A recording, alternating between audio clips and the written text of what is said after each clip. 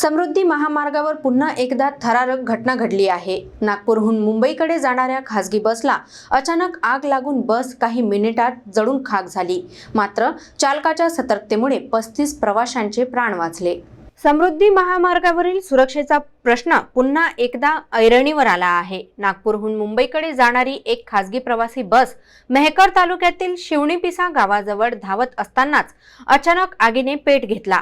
काही क्षणातच बसच्या मागील भागातून धूर निघू लागला आणि पाहता पाहता आगीने उग्र रूप धारण केले।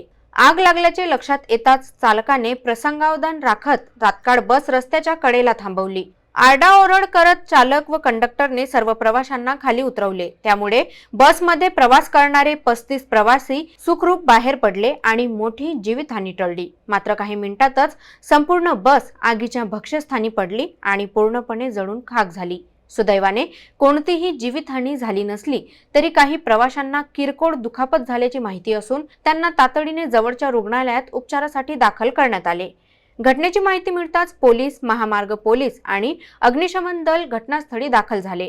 अग्निशमन दलाने आग आटोक्यात आणली, मात्र तोपर्यंत बस पूर्णतः जळाली होती। या घटनेमुळे काही काळ समृद्धी महामार्गावरील वाहतूक विस्कळीत झाली होती। आग लागण्याचे नेमके कारण अद्याप स्पष्ट झाले नसून शॉर्ट सर्किट किंवा तांत्रिक बिघाडामुळे आग लागली असावी असा प्राथमिक अंदाज आहे।